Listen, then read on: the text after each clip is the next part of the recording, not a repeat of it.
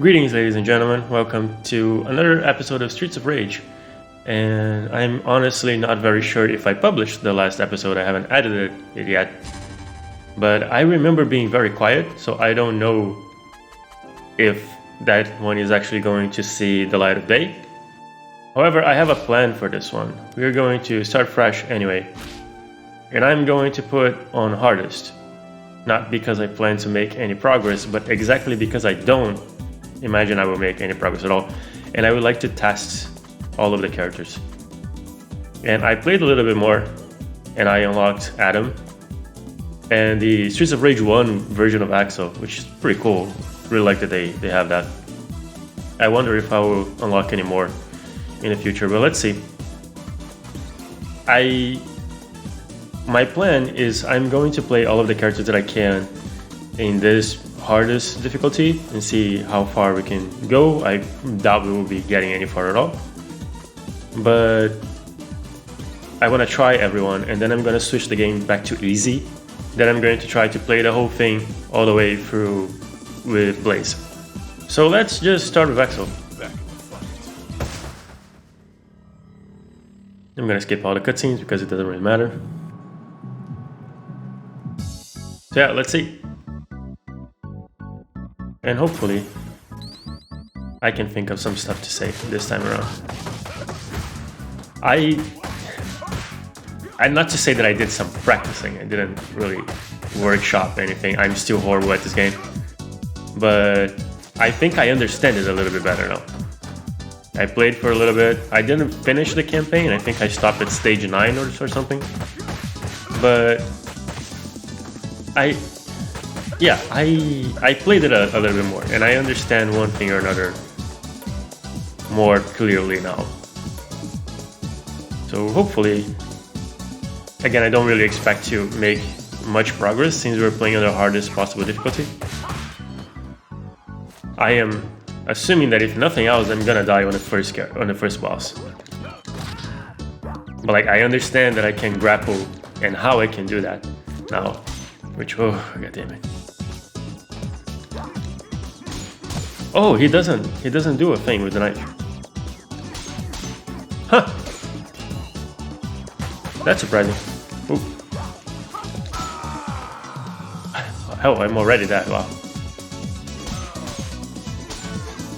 Maybe using the knife with him is like not the best idea. Come on. There we go. And something I've been wondering a lot while playing this game is, and a topic that I've been contemplating for a while, is how to deal with reviews and opinions with games. Because I have a very unpopular opinion among reviewers, and that is, I do think an objective review is possible, and I know a lot of people disagree. Oof. The thing is that, and I have this opinion because of, ooh, there we go. Can I switch characters from here? Yes, I can. So let's skip Blaze and let's do the Streets of Rage 1, Axel. So I have my opinion regarding objectivity and reviews and what other things are concerned with critique because of my experience with music. Oh, the sounds change. That's pretty cool.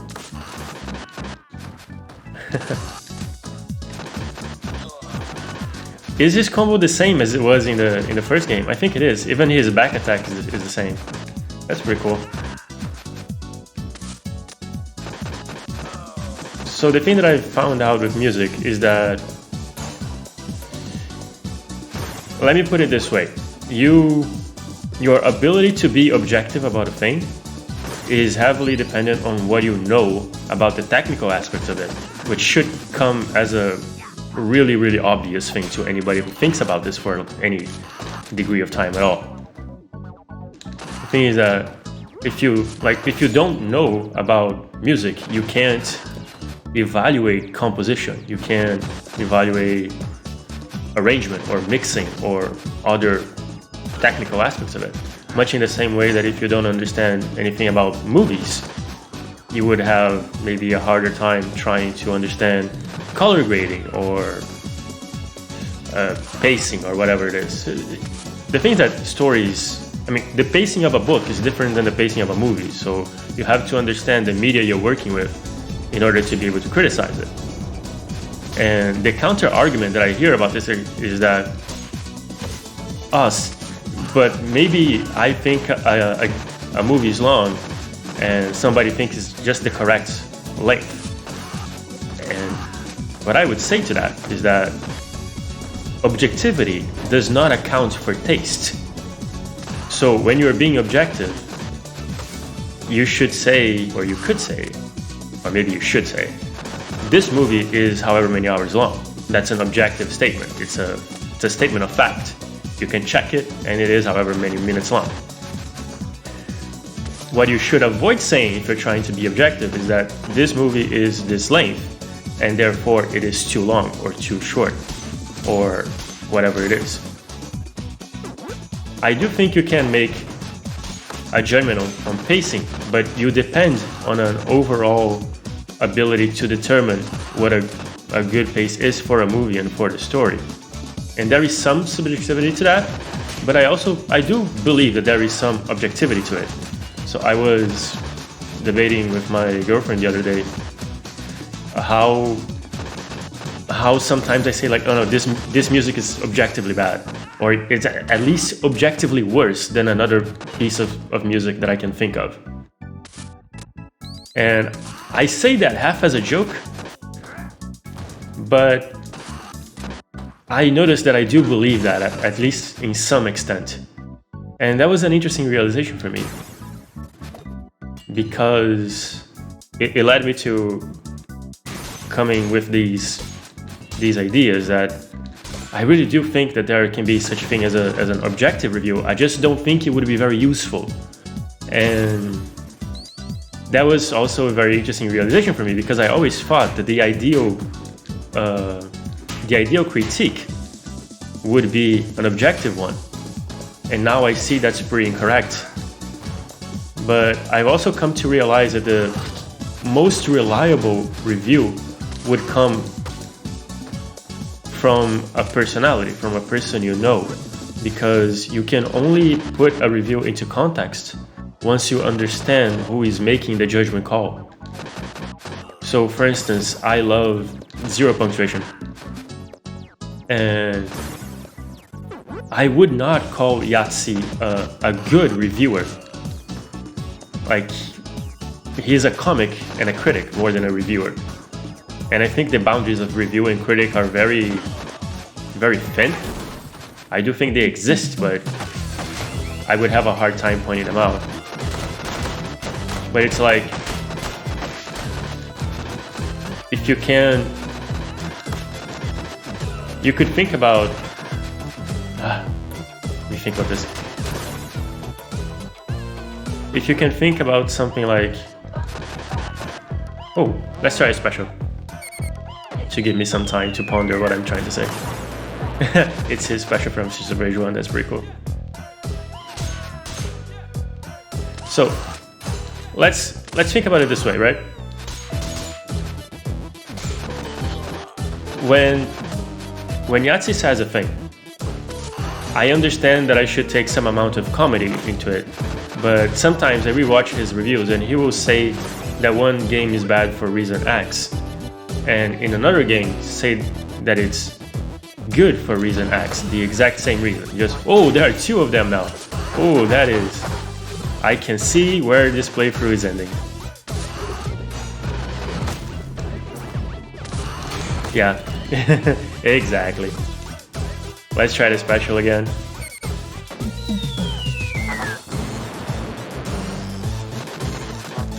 Ooh. Am I dead? Yeah, am I dead?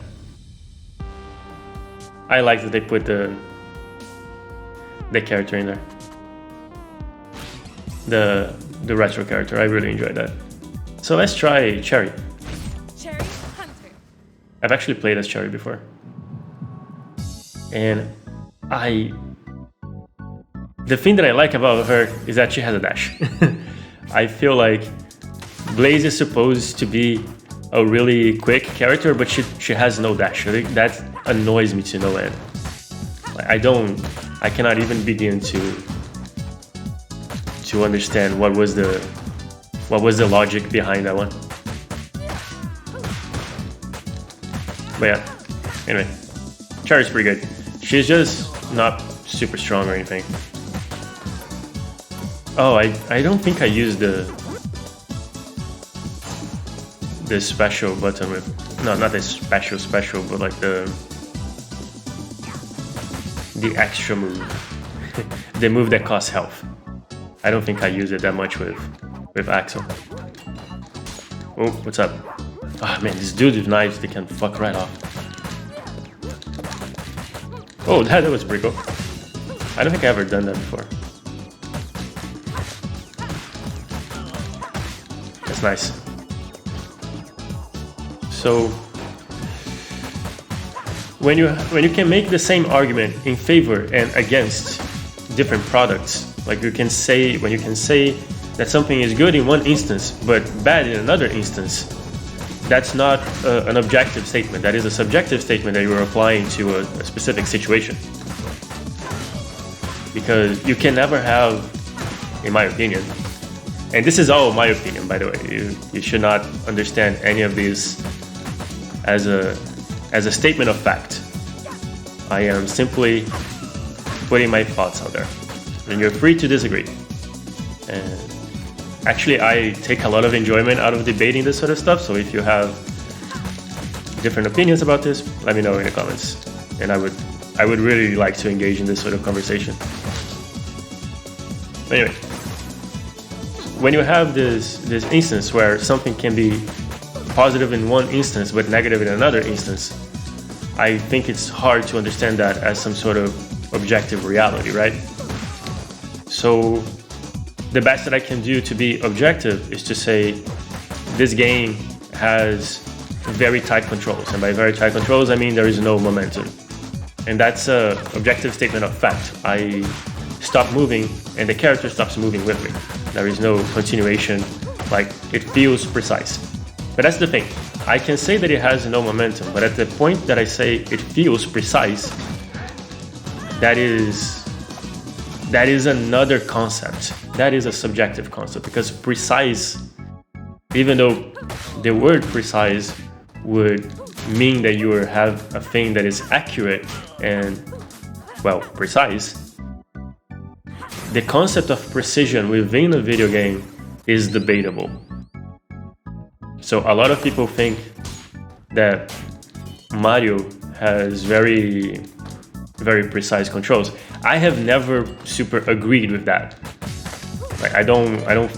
When I think about a game that, in my opinion, has particularly precise and tight controls, Mario would never appear for me.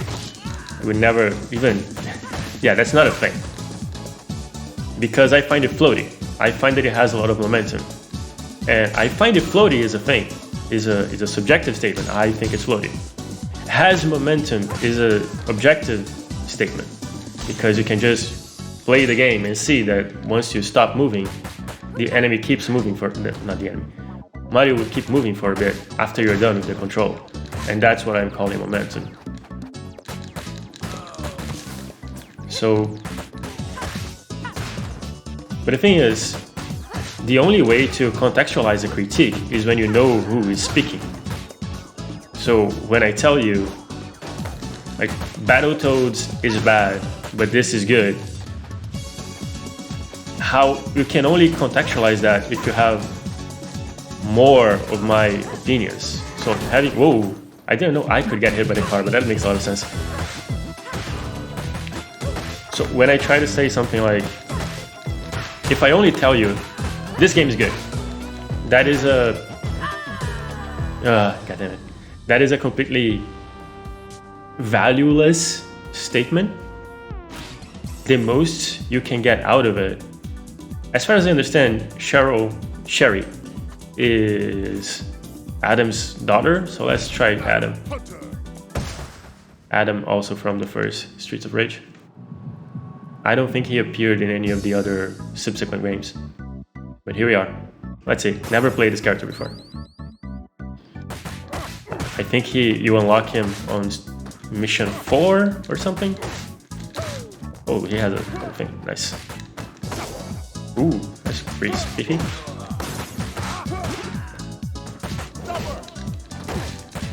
I've been trying to get more... I don't know if it's showing. I don't think I use it a lot with Cherry either. But I'm trying to be more proactive about the special attacks. What I'm going to call the triangle attacks. Wow, even Adam has a dash, really? What the fuck? Oh, god damn it. Ooh.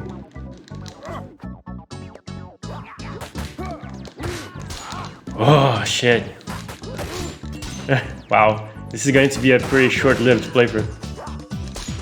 Damn. As far as I understand, I haven't seen it, I haven't played him before, but I did look up some stuff about the game to see if I could learn how to play a little bit better. And Adam seems to be the character to use, as far as I've seen.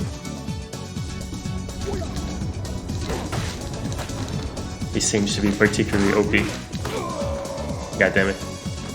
So by all means, I'm doing him a horrible disservice in this playthrough. Nice. His back attack is quite powerful. Yeah.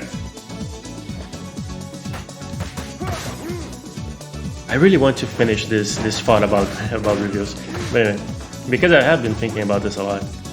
And it's like, oh yeah, this guy is an anti-air character.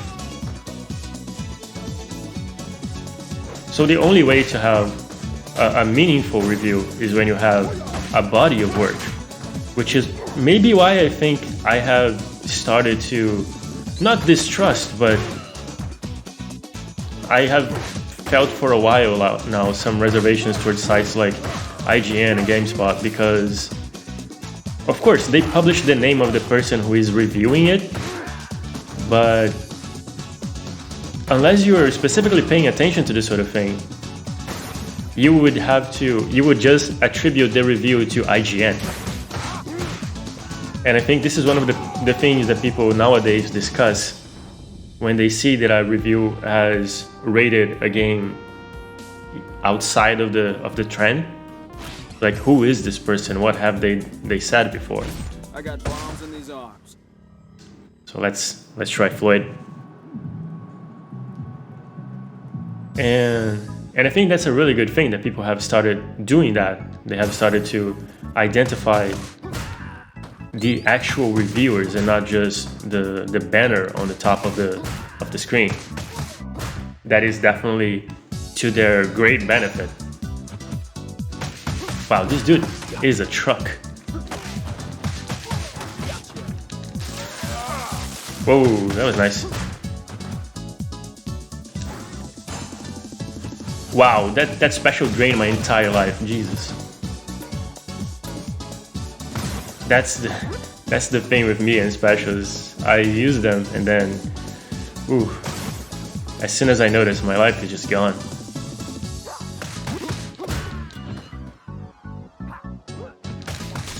God damn it. Pretty horrible jump, but that makes sense. This dude must weigh 1,000,000 tons. Nice, satisfying back attack. I like him. I think I mentioned this in the previous Streets of Rage when I was covering Streets of Rage 1. But I tend to go for the characters who are either really strong or really fast. So this dude seems right up my alley. Ooh.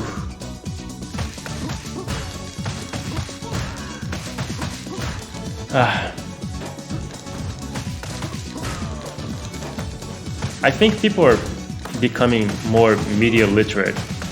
And I'm sure you could spot a bunch of current days events to counter that opinion of mine.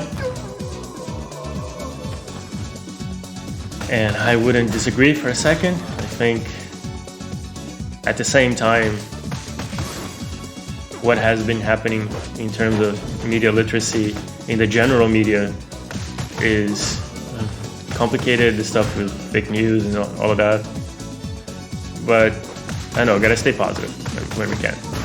I think at least for games, people have developed at least some sense that they should pay more attention than just, this is IGN's review. This is not exactly IGN's review or GameStop review. It's the review of the person who works for IGN or GameStop or whatever it is. But I also think this is why people have gravitated more towards YouTube content and creators like Yahtzee or any other one that you could mention. Because that way you have a consistent person behind the words that you're hearing or reading or whatever it is. And that helps a lot to form an opinion. I think Zero Punctuation may be a bad example about this because Yahtzee is fairly comedic, so he's not trying, and I am 100% sure on this. Like when he says things about a game, he's not exactly super worried about the truth value of his statements. I think he is much more concerned with trying to create an entertaining video, an entertaining piece of media, and which is totally 100% valid, and it is why I watched his videos, is why I think he's entertaining.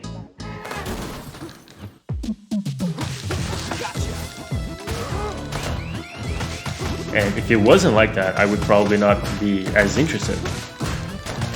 So I think there is great value in this situation of exaggerating your opinion, maybe so that your users can have a base to go on. And then it becomes a much more valuable critique, exactly because it is subjective, not because it could be objective.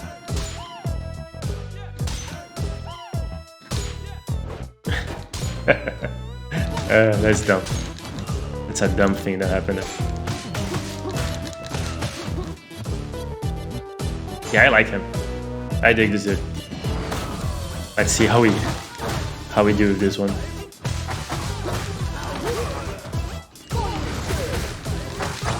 Yeah, I learned how to use defensive specials. What's up? It only took like forever in a day. Oh shit. Chicken, come on. There we go.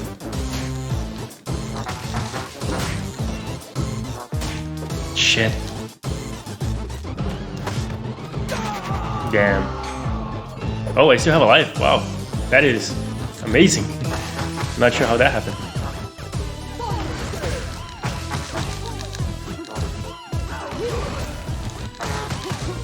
Wow, I managed to defeat one. That's incredible.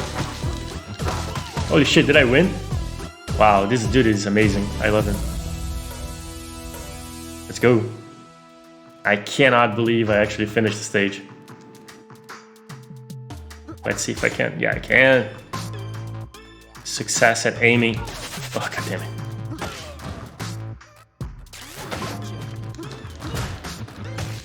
Come on. Yep. My general thoughts on reviews and stuff. I think seeing it in this way has helped me a bunch in understand why, how do I put this? Like, why would some reviews appeal to me more than others? And even though I am still a believer of the fact, I guess I could say, that an objective review is possible, I've also started to understand more that just because you can do it doesn't mean you should. To use that age-old meme. And I can see the merits of what an objective review would bring. So I think every subjective review should have some objective elements attached to it. For instance, I want to know if the controls have momentum. I want to know if the camera is fast or is slow. I want to know if the art is well drawn. I want to know... This is asking a bit too much. People are not knowledgeable enough to make this particular thing that I'm about to say. But I would love to know if the music is well composed. But that one is not gonna happen so fast. Like anytime in the future. Holy shit, did I reach the boss?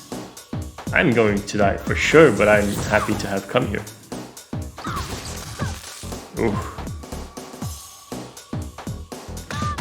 One of the things I saw that was just amazing, like I've seen people deal with this boss like in one combo. They just stun lock her in ways that are absurd. And I find that very amusing. That's a thing. So that's an interesting situation, for instance. When I first started playing this game, I had this impression that like, oh, this game, it seems to be good. This seems to be a good game. But I couldn't quite put my finger on it. Like I'm not ever going to be good at this game. But I could still appreciate the fact that it had some sort of depth built into it, right? Whoa, what's up?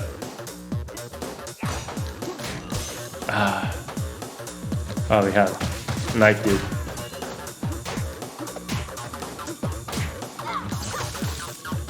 Ooh, can I do another special thing? Yeah. Let's just use all the specials just because I have.